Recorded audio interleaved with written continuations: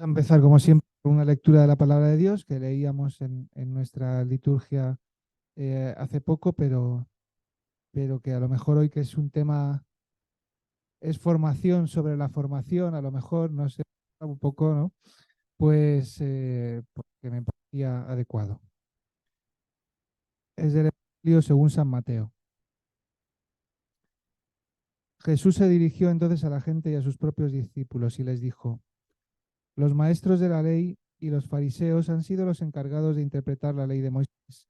Obedecedlos, pues, y cumplid cuantos digan, pero no imitéis su conducta, porque ellos mismos no hacen lo que enseñan. Echan cargas pesadas e insoportables sobre los hombros de los demás, pero ellos no están dispuestos a mover ni siquiera un dedo para llevarlas. Todo lo hacen para que la gente los mire. Usan filacterias más anchas y flecos más largos que ningún otro. Les gusta ocupar los primeros puestos en los banquetes, sentarse en las sinagogas, ser saludados en público y que la gente los llame maestros. Vosotros, en cambio, no os hagáis llamar maestro, vuestro único maestro es Cristo, y todos vosotros sois hermanos, unos de otros. Ni tampoco llamáis a nadie Padre vuestro en este mundo, porque vuestro único Padre es el del cielo. Ni tampoco os hagáis llamar preceptores, porque vuestro único preceptor es Cristo.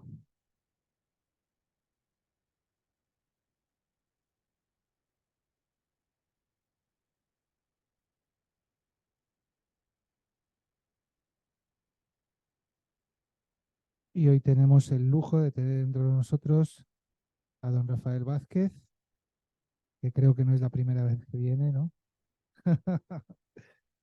Pero es siempre un lujo por su sabiduría y, y ahora más que nunca que consiga sacar tiempo, un rato, para poder venir.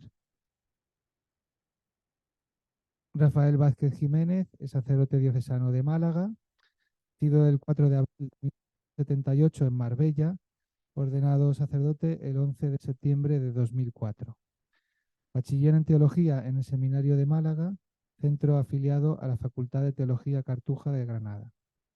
Es, es licenciado y doctor en Teología Dogmática en la Facultad de Teología de la Universidad Pontificia Gregoriana de Roma en el año 2011 con la tesis doctoral La Iglesia como Sacramento, base para una eclesiología ecuménica convergente. Es profesor de Eclesiología y Ecumenismo y Diálogo Interreligioso en el Centro Superior de Estudios Teológicos San Pablo de Málaga y del Instituto de Ciencias Religiosas de Málaga, afiliados a la Facultad de Teología de la Universidad Loyola Andalucía. Es vicedirector del Centro Superior de Estudios Teológicos San Pablo de Málaga y del Instituto de Ciencias Religiosas de Málaga. Es vicario parroquial de la Parroquia de San Fernando en Málaga desde septiembre de 2020, delegado episcopal de Ecumenismo y Diálogo Interreligioso de la Diócesis de Málaga desde agosto de 2015, director del secretariado de la Subcomisión Episcopal para Relaciones Interconfesionales y Diálogo Interreligioso de la Conferencia Episcopal Española desde septiembre de 2019, director del secretariado de la Comisión Episcopal para la Doctrina de la Fe desde marzo de 2022 y director del secretariado, este es el último, director del secretariado de la Subcomisión para Universidades y Cultura desde junio de 2023. Es decir, una gran parte de la conferencia episcopal y no solo, y de la diócesis de Málaga pasan por Rafa. Así que, como es una apretadísima agenda, muchas cosas, por tanto, pues es un lujo poder escucharle hoy sobre un nuevo manual de ecumenismo. Pues centrado en el Señor como tú y como yo, que si no, no hay manera. Mucha oración y centrados en el Señor, porque si no andamos dispersos por todos lados. Bueno, pues muchísimas gracias por ofrecerme la posibilidad de compartir este ratito con vosotros, que ya somos amigos. No es la primera vez que estoy por aquí y siempre encantado de volver. Además, como tenemos gente que nos sigue ahí desde las casas, que no ha tenido que salir ni nada, pues también los saludamos. Y vengo a presentar, esta vez vengo a presentar mi libro. Bueno, no mi libro, sino nuestro libro, porque es un libro hecho por 4 editores y ahora veremos 25 autores, por lo menos, donde han participado pues pues gente de primera línea a nivel del ecumenismo, fundamentalmente en España, que es lo interesante, e Iberoamérica. Pero quiero antes de empezar, pues contextualizar por qué cuatro profesores de ecumenismo, de eclesiología, se plantean hacer un manual de ecumenismo. ¿Mm? Creo que ese contexto es lo más importante. Y está en la llamada que viene haciendo, ya sea Unitatis Reintegratio, que sabemos que es el gran decreto del Concilio Vaticano II, que aborda directamente la cuestión del ecumenismo, ya sea la encíclica Autunum Sinte en 1995, Juan Pablo II, donde vuelve a remarcar la importancia de la formación ecuménica, ya sea el directorio para la aplicación y normas del ecumenismo, los principios y normas del ecumenismo del año 92, ya sea el último de los documentos del 2020, el obispo y la unidad de la iglesia Vadem Ecuménico, habla de la importancia de la formación ecuménica. Cuando los documentos resaltan tanto un aspecto, es porque realmente es importante. Y, segunda cuestión, porque no se está haciendo. Porque si no, ni haría falta resaltarlo, lo tendríamos como asumido. En este último documento del obispo y la unidad de la iglesia, en todo lo que es el primer capítulo, pues aborda directamente la cuestión de la formación y vuelve a hablar de la necesidad de una asignatura de ecumenismo que debe estar implantada en todos los centros eclesiásticos, sean seminarios, sea instituto de ciencias religiosas, sea centros de estudios teológicos, sean facultades, en todas las universidades, al menos que dependan de la iglesia, debe estar presente. Pero además de una asignatura propiamente que aborde el ecumenismo, incluso que ahora se amplía al diálogo interreligioso por la situación en la que estamos, se recomienda que todos los estudios que se realizan tengan una dimensión ecuménica. Por tanto, un profesor de antropología no puede dar su asignatura solo ofreciendo la perspectiva católica de la antropología, sino hacerlo continuamente en diálogo con una antropología ecuménica. Y fijaos si es importante que uno de los grandes temas que se da en antropología es la cuestión de la justificación, por las obras, por la fe, que son temas propios de antropología, ¿verdad? Igual un profesor de eclesiología no puede dar su asignatura si no es en diálogo con otras eclesiologías. Pero aquí me gustaría matizar, porque una cosa es dar la asignatura teniendo en cuenta a nuestros hermanos de otras confesiones y otra hacerlo en contra de nuestros hermanos de otras confesiones, que es lo que habitualmente se ha hecho. Esta es la antropología católica frente a esta antropología luterana que está equivocada porque falla aquí, falla allí, falla en el otro lado, ¿verdad?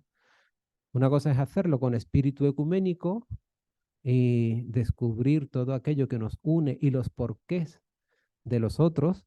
Yo no me canso de decir que nadie comete un error porque sí, ni se produce una división en la iglesia porque sí, porque uno está aburrido de pronto y dice, vamos a provocar una división en la iglesia, a ver si así nos animamos un poco, que veo que la cosa está muy parada. No, tiene un porqué y hay que entenderlo y hay que contextualizar ese porqué.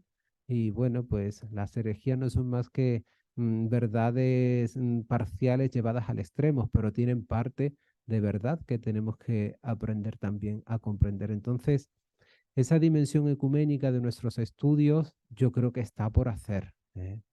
De hecho, pues lo que vamos viendo es que nos salen sacerdotes de los seminarios muy posicionados en contra de y situados frente a, pues todo este contexto es en el que va surgiendo la idea de hacer un manual de ecumenismo. Una tercera cuestión es mm, que en un estudio que hay del año 2000 en el que se hace todo, bueno, pues una estadística de en qué seminarios se estaba impartiendo la asignatura de ecumenismo, en cuáles no, en cuáles centros teológicos.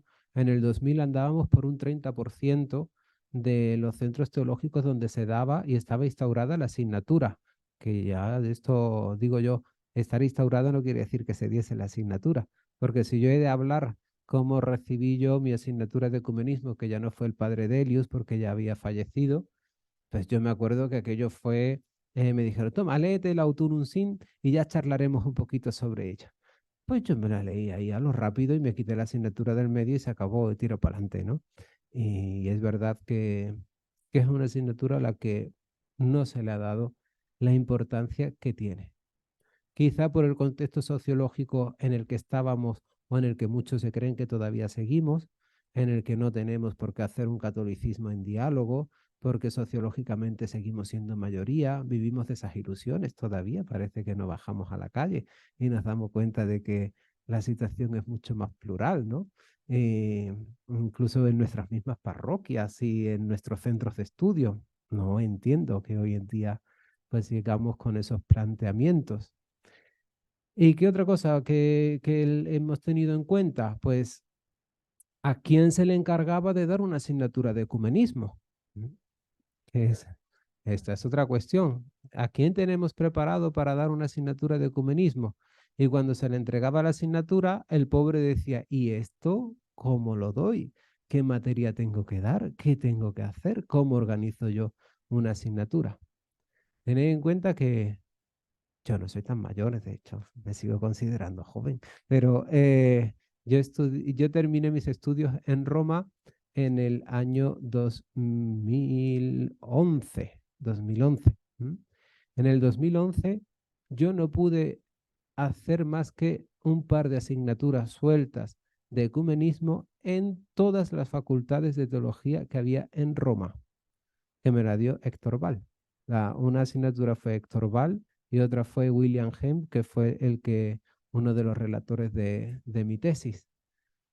No había posibilidad de hacer como tal un curso institucional sobre ecumenismo, sobre esto. No había absolutamente nada. Hoy en día me encuentro que están las universidades un poco picadas, porque el Angelicum ha empezado, pues hay posibilidad de hacer grado, máster en ecumenismo, que después ha empezado la Gregoriana, también tiene posibilidad de hacer ahí un grado en ecumenismo y el Laterano, que también tiene asignaturas de ecumenismo. Entonces, cuando yo voy a Roma y puedes escoger incluso en qué facultad quieres estudiar ecumenismo, pues una gozada, porque o te ibas a BOSEI, al instituto, y no siempre lo podías hacer, o no había otra posibilidad de formarte como tal.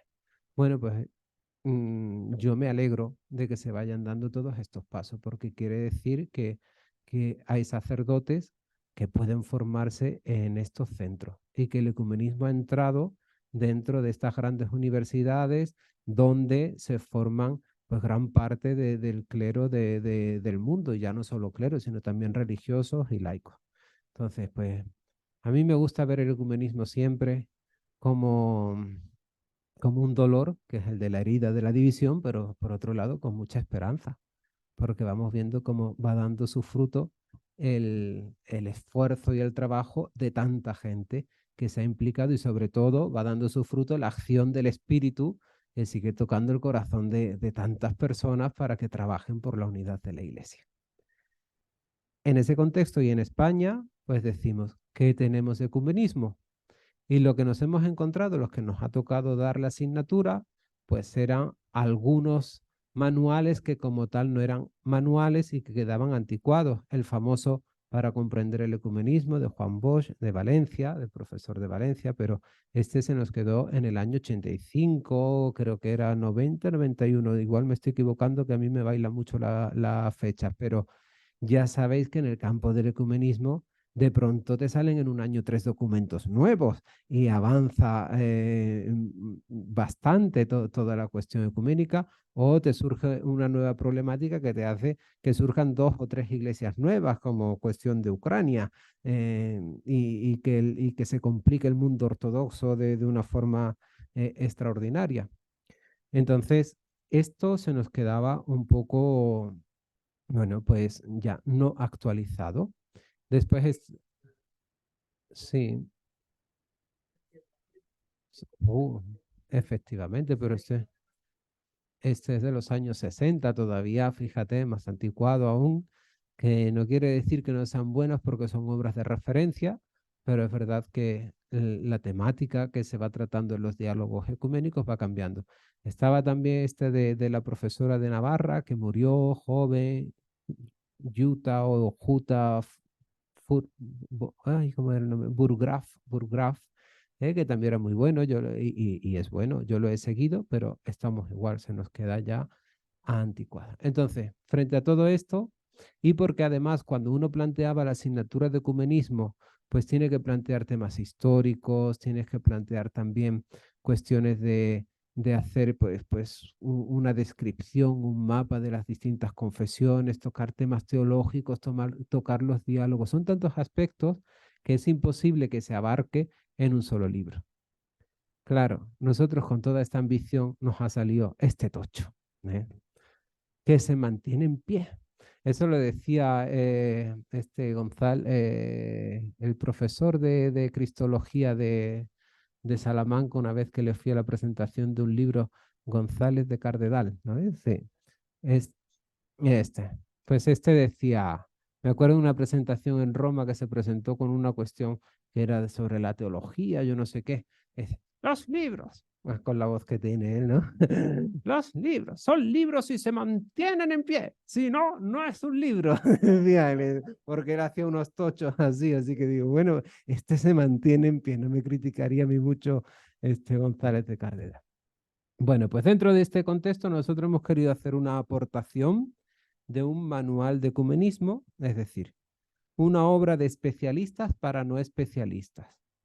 Aunque, aunque yo, ahora, mi padre siempre me dice lo mismo, ¿vale? Me dice, ¿cuándo vas a escribir un libro que yo entienda? Así que lo siento. Digo, digo, bueno, algún día te escribiré algo.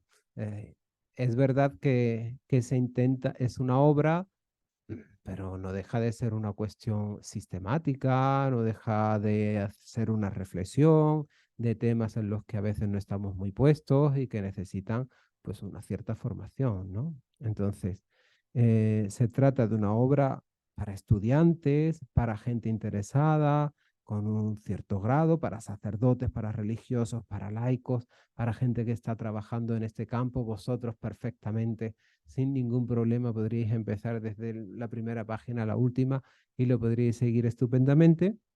Se ofrece una síntesis seria, competente del tema, pero al mismo tiempo actualizada y con una serie de bloques que le dan una cierta pedagogía.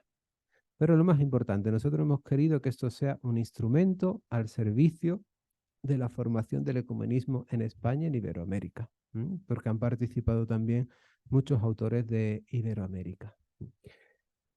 ¿Para qué? Pues para dar instrumentos. Ahora ya no me puede decir un profesor, yo es que no cojo esa asignatura porque no sé qué hacer con ella. Mire, aquí tiene. ¿Tengo que dar todo esto? Yo digo, no, por favor, no mates a los alumnos. Es decir, pero selecciona de aquí, aquí tienes un material. No tienes que ir andando un libro, otro. Aquí tienes todo un compendio de lo que podría ser una materia de ecumenismo, un material para poder ofrecer una charla sobre cualquiera de las iglesias, sobre temáticas, sobre teología. Ahora lo iré explicando poco a poco, pero también os digo que cuando os canséis me dice, ya está, el resto lo miramos nosotros y yo paro. No me va a pasar nada, ¿eh?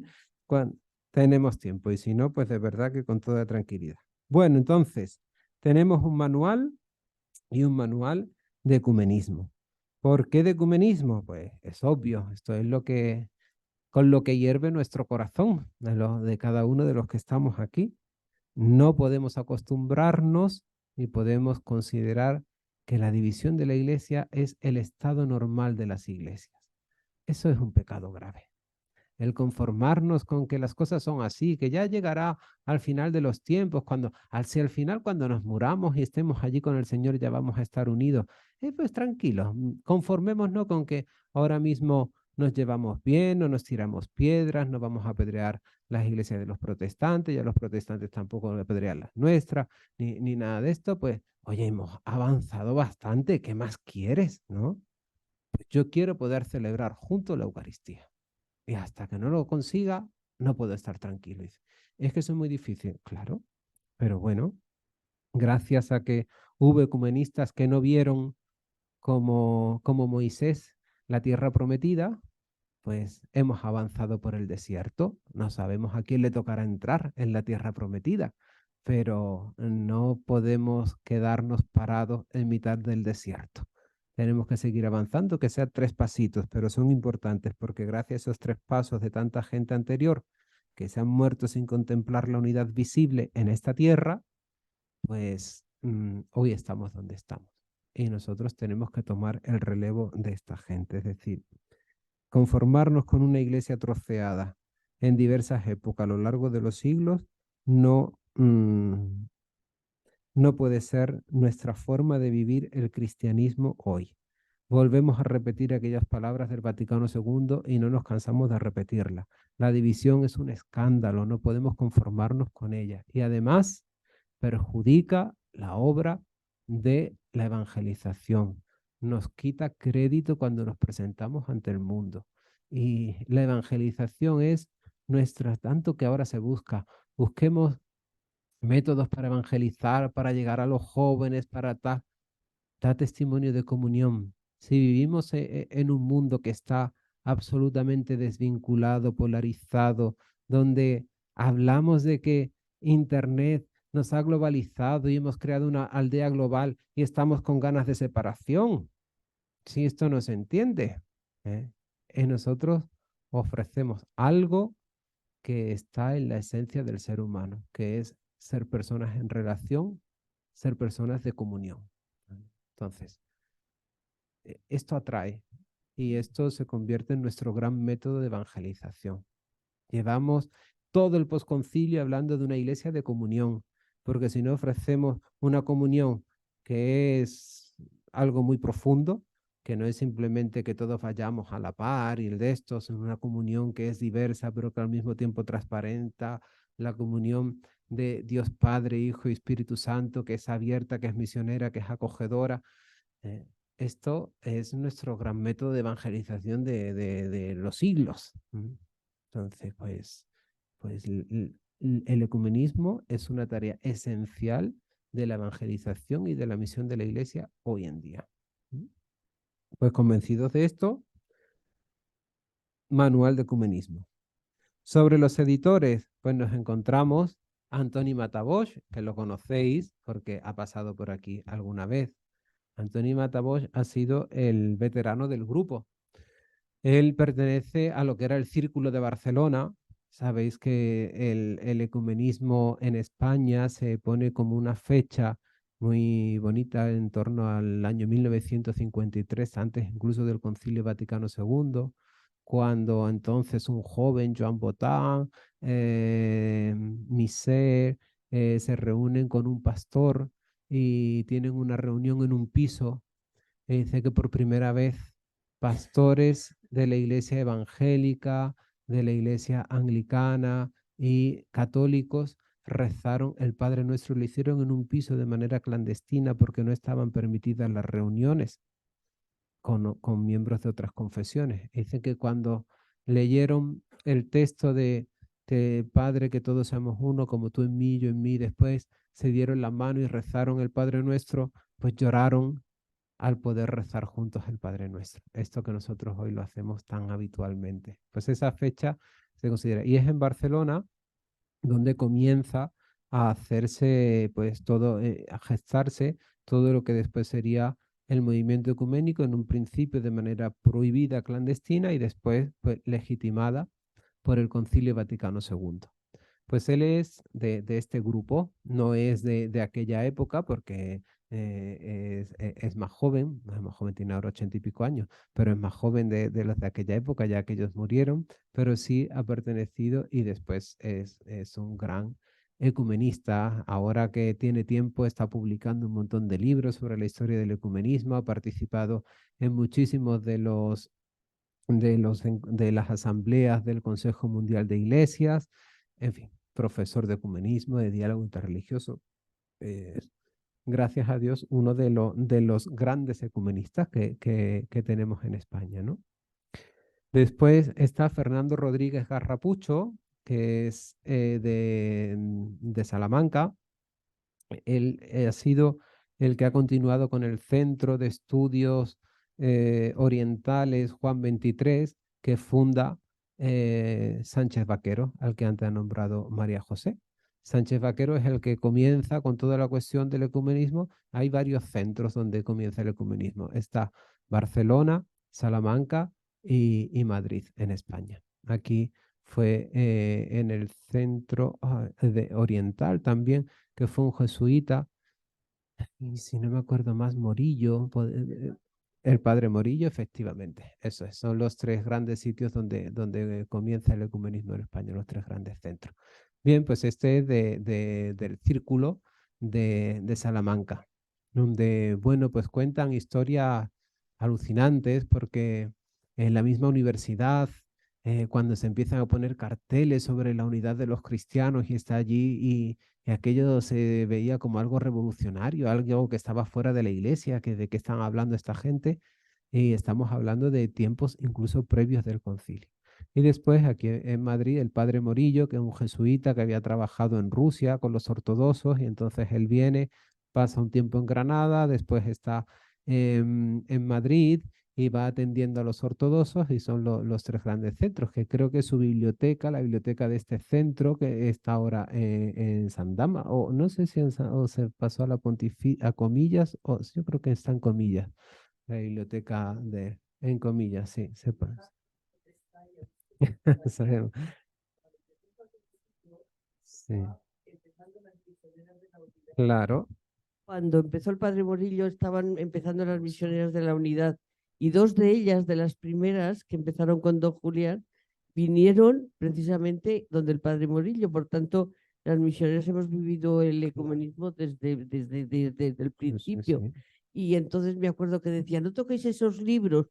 Águeda, que vino algunas fin de semana a ayudarlas en la biblioteca, decía, no toquéis esos libros, que eso es peligroso, porque algunos eran en lenguas, bueno, de todo el mundo, Sí, pero, eso es. pero era una biblioteca impresionante, Sí, ¿eh? sí, sí, sí, creo que está en Comillas.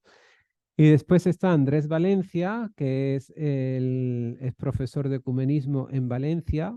¿No? Él es el director de la cátedra Yves Congar, que ha sucedido en esta cátedra, que fue el centro Yves Congar, que fundó Bosch, Juan Bosch, y él lo ha continuado, lo ha convertido en cátedra actualmente. Y el último, pues un servidor de ustedes, que bueno, pues eh, no pertenezco a ninguna escuela ni a ninguno de estos grandes círculos, pero sí es verdad que en Málaga, pues igual del tiempo de don Julián García Hernando, además eran grandes amigos, don Julián en el Centro Ecuménico con las misioneras de la Unidad, y allí con el Centro Ecuménico en Málaga Lux Mundi, que también hizo una labor impresionante porque fueron los años de después del concilio, los años 60. Ya estamos hablando de que en el 68 se funda el Centro Ecuménico Lux Mundi, en el 71 se celebra por primera vez la Semana de Oración por la Unidad de los Cristianos en Málaga.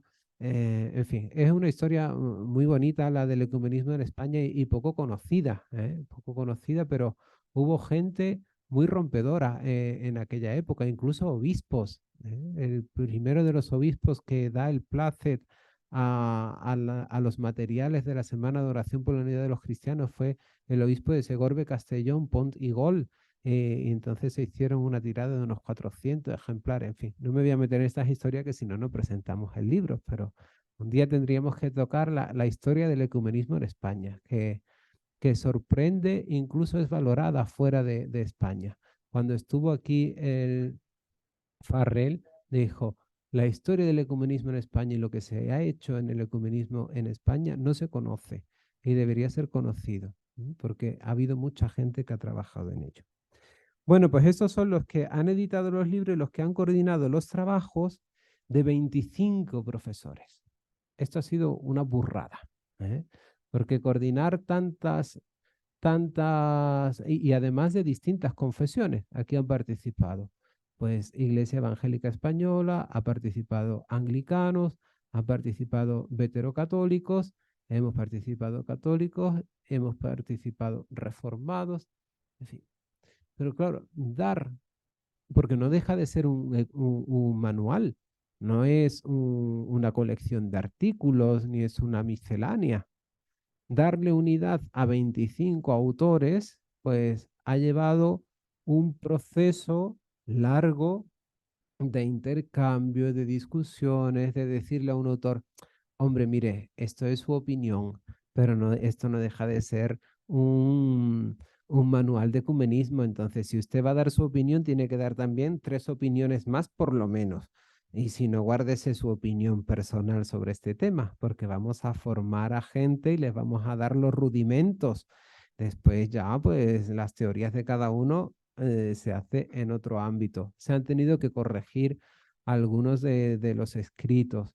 Dentro de los mismos editores hemos tenido pues discusiones sobre cómo plantear el libro, qué estructura darle, qué es lo que se quiere realzar. Pero ha sido, y es lo bonito, pues ya una obra ecuménica, o si queréis, por usar un término más, una obra sinodal, donde hemos podido escucharnos, intercambiar puntos de vista, tener presente a otros autores, su visión, darle voz a las otras iglesias.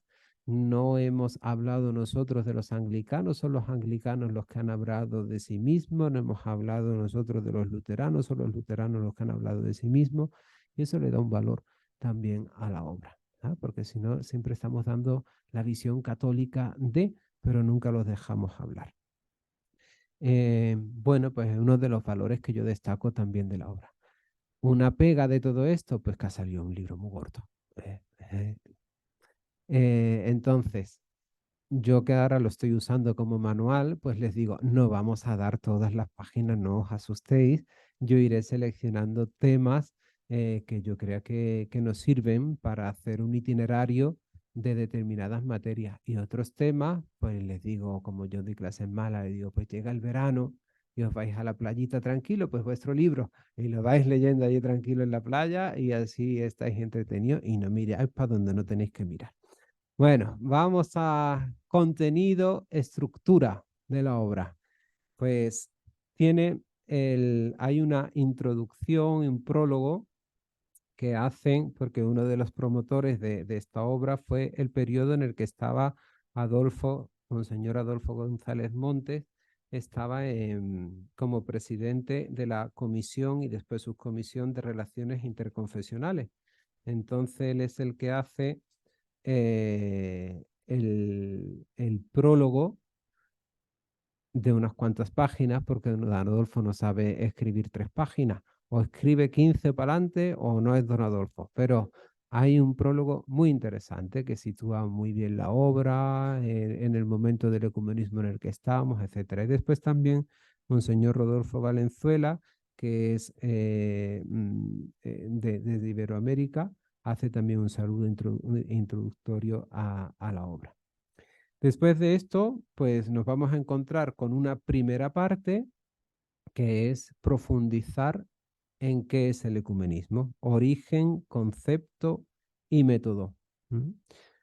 Esto es muy importante porque hoy en día, perdonad que vaya haciendo así digregaciones, pero es que si os voy leyendo aquí nos aburrimos. Pero yo creo que hoy en día, y lo está apuntando, se está apuntando incluso desde el dicasterio para la promoción de la unidad de los cristianos, uno de los problemas que nos estamos encontrando hoy en día es que, dice Koch, todos queremos la unidad, pero no estamos de acuerdo en qué unidad queremos.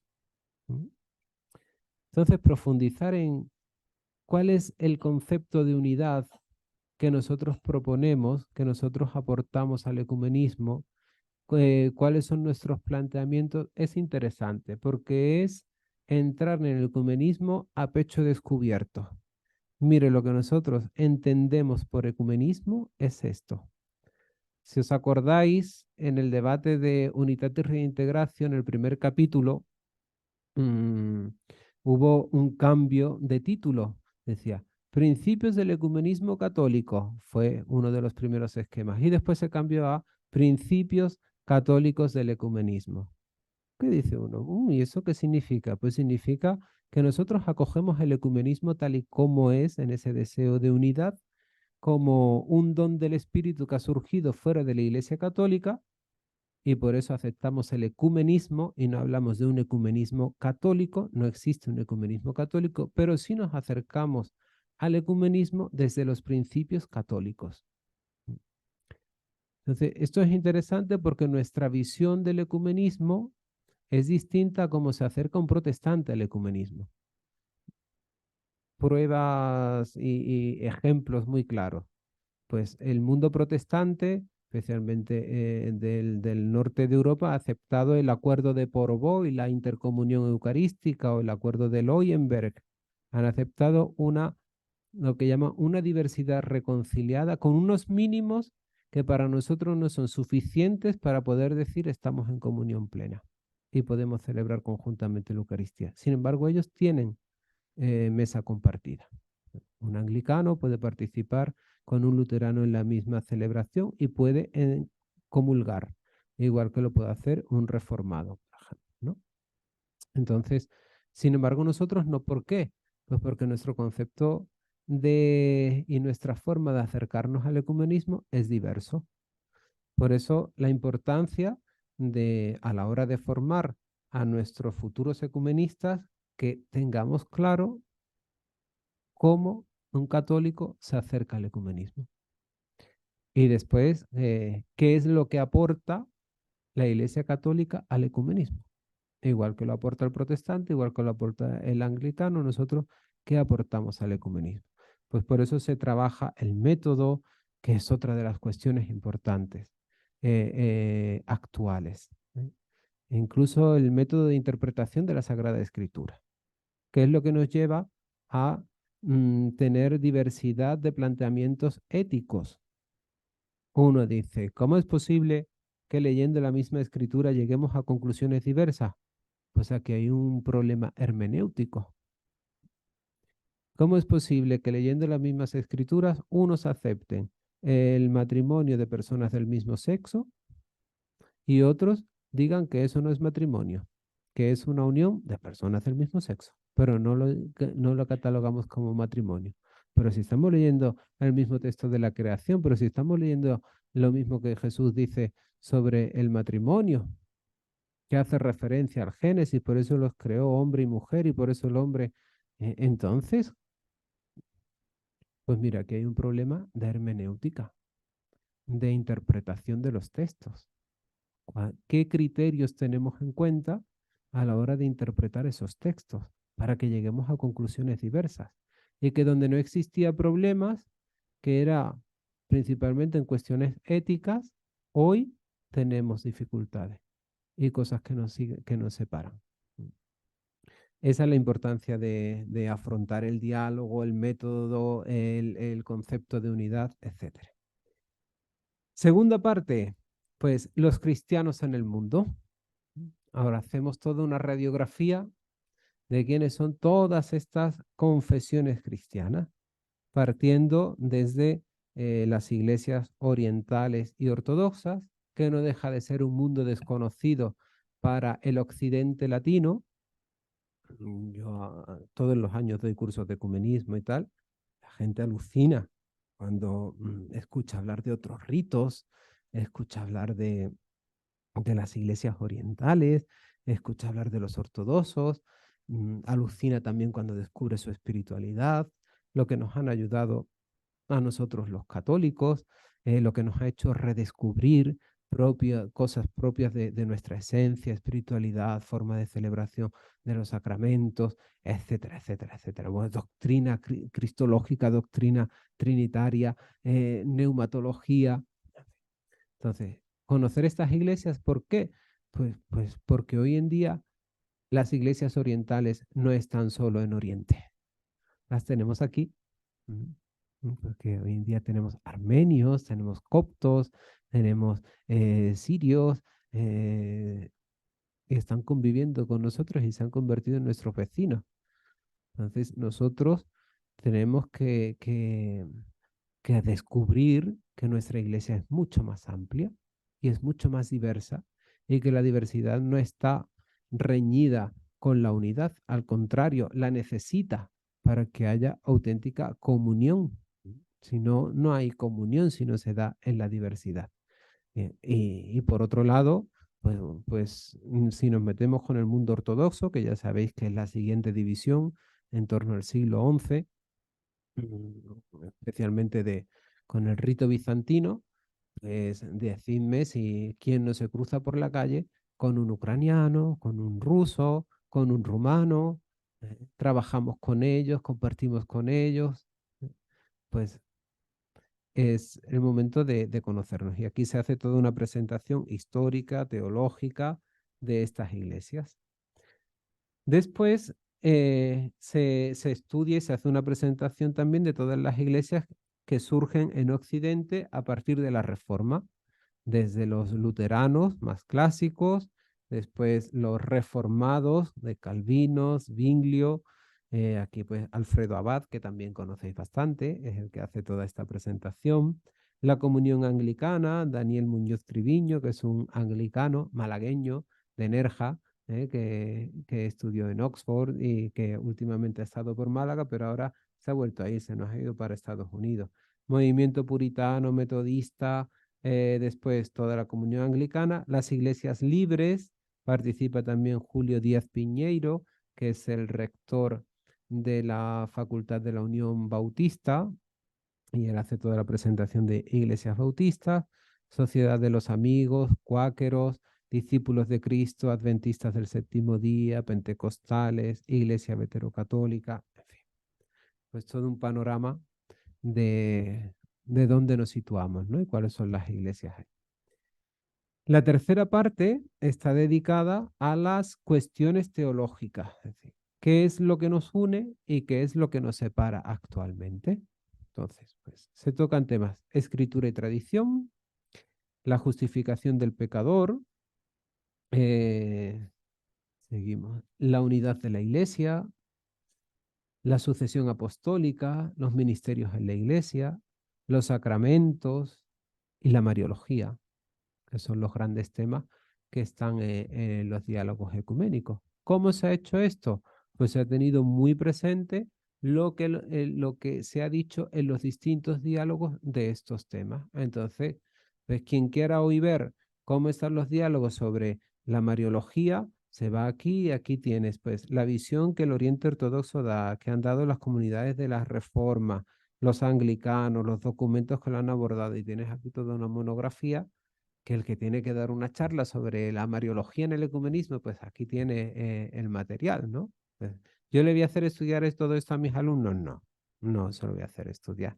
Pero sí le diré, cuando estés dando la mariología, échale un vistacito a esto, porque no sé cómo tu profesor te va a enfocar la asignatura, pero échale un vistazo a todo esto que nos une con otras iglesias. Incluso le diré al profesor, échale un vistacito a esto cuando vayas a explicar la mariología para que lo tenga en cuenta. Y cuando vayas a estudiar la justificación, aquí tienes un material, oye, tenlo en cuenta el de antropología o al de eclesiología, que como soy yo, pues me lo digo yo mismo y digo, aquí tienes temas, ¿no? Por lo menos en mi centro. ¿Sí?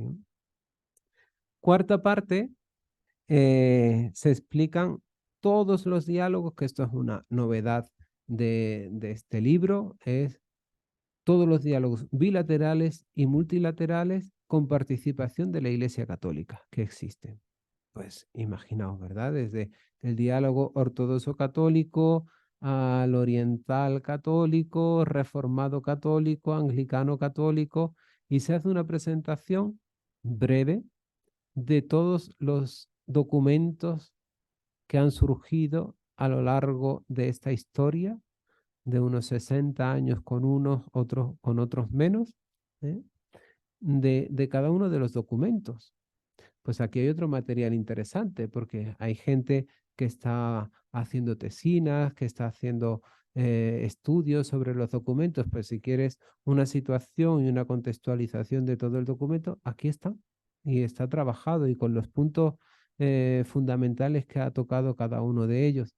Y te encuentras pues una riqueza impresionante. Uno de los diálogos que yo he trabajado ha sido el del mundo pentecostal católico y con el mundo carismático, Y es algo interesantísimo que a mí incluso al preparar estos temas me fascinó. Yo creo que una de las mejores definiciones de lo que es el proselitismo, etcétera, lo da un documento del diálogo católico con los pentecostales que se llama Evangelización, Proselitismo y Testimonio Común. Una cosa preciosa, hecha con un gusto, pero al mismo tiempo con una claridad de ideas. Hay que tener en cuenta que estos diálogos nos han ayudado a nosotros a la iglesia, porque los diálogos, que de hecho aquí está el título muy bien puesto, diálogo de la caridad, diálogo de la verdad y diálogo de la vida. Los diálogos lo primero que nos ayudan es a tenernos que sentar uno frente al otro, a descubrir que el otro no es un monstruo. Hoy que vengo de Alcalá, que hemos tenido una mesa redonda donde han participado Bahá'ís, Federación de Comunidades Judías, Comisión Islámica, el presidente de la Federación Bautista y yo, y no sé si había alguno. Ah, sí, y Ferede, ¿vale? Dice, contaba una anécdota Ayana, que también conocemos, Mohamed Ayana. Dice que llegó, entró, estaba él trabajando en el despacho allí en la mezquita del Estrecho, y subió un padre con el hijo y le decía al hijo, ¿ves? Son normales como nosotros. Decía. Y el niño le había preguntado que qué era un musulmán y que de esto. Y entonces el padre lo lleva a la mezquita y dice, ¿ves? Si son normales como nosotros, son personas normales. Bueno, pues yo creo que esto lo facilita el tener que dialogar. Al final, pues lo que te encuentras es que todos tenemos las mismas ganas de vivir felices, todos tenemos preocupaciones, a todos nos duele la pobreza, todos tenemos deseos de vivir en paz, todos lloramos por las mismas cosas cuando nos fallece, cuando tenemos a alguien enfermo, cuando se nos fallece alguien, y esto nos une. Y ahora a partir de ahí, pues te das cuenta de que podríamos estar más unidos y que la fe, en lugar de ser un elemento de discordia, se convierte en un elemento de unidad y que fundamenta y da hondura a nuestras relaciones, que no son simplemente humanas, sino que están pues ungidas por el aceite de lo divino. Y eso es lo más hermoso que te encuentras cuando trabajas en el campo ecuménico. Pues muchas de estas iglesias se han definido gracias a los diálogos. Porque los pentecostales, por poner un ejemplo, los carismáticos, no han contado ni siquiera con una definición de qué era. La primera pregunta que se hicieron en los diálogos es, ¿vosotros qué sois? Y ellos dijeron, pues tendremos que pensarlo. Nos vamos con estos deberes hasta la próxima reunión. Y a partir de ahí empezaron a definirse. Pues mira, nuestros elementos identificativos es el bautismo en el Espíritu, nuestro elemento identificativo es tal, en la teología de la prosperidad, que es algo peligrosillo, y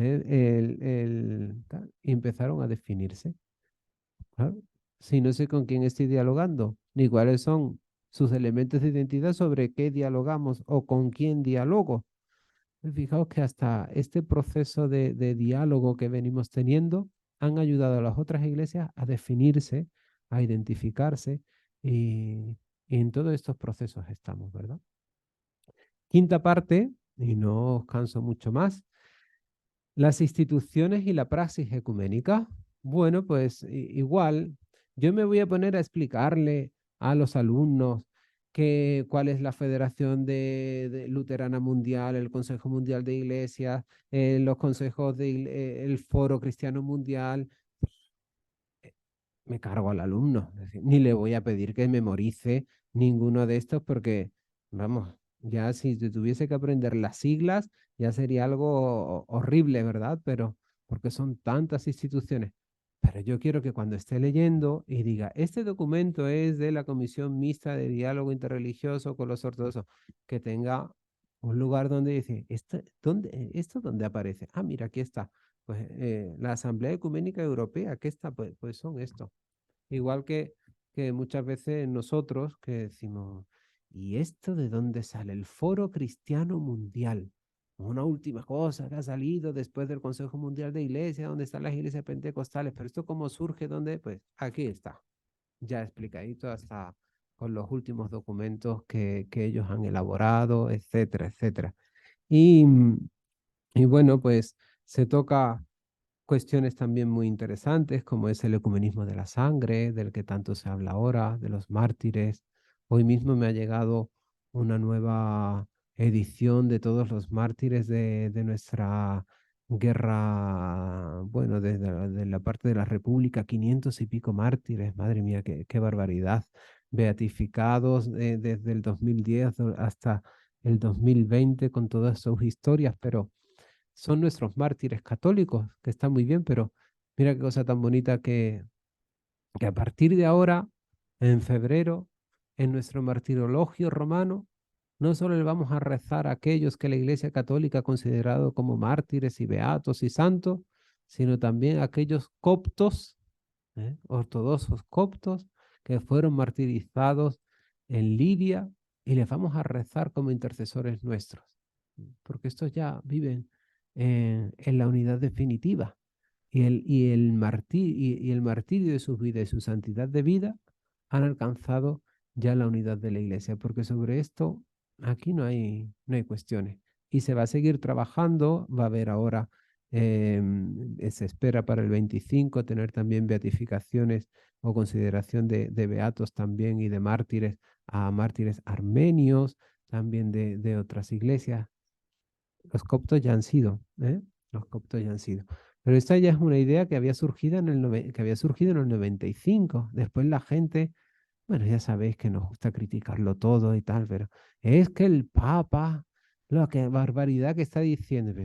Pero si esta barbaridad la dijo Juan Pablo II en el 95, hace ya más, bueno, 30 años, cerca de 30 años. Y porque lo decía Juan Pablo II estaba bien dicho y ahora porque lo dice Francisco está mal dicho. Mira, aclárate en qué iglesia estás, ¿no? Pero Juan Pablo II en Utununsin propuso un martirologio común. No se llevó a cabo. Ahora porque uno lo pone en práctica, es el malo y el otro es el bueno. Pero ¿de qué estamos hablando? Bien, pues se toca toda esa cuestión del martirio de la sangre, muy interesante. E incluso se habla de los centros ecuménicos, centros, asociaciones, movimientos y grupos ecuménicos en España y en Latinoamérica. Así que aquí sale las misioneras de la unidad como centro ecuménico, como movimiento, como pioneras también del ecumenismo en España. Y este es el libro. Este termina con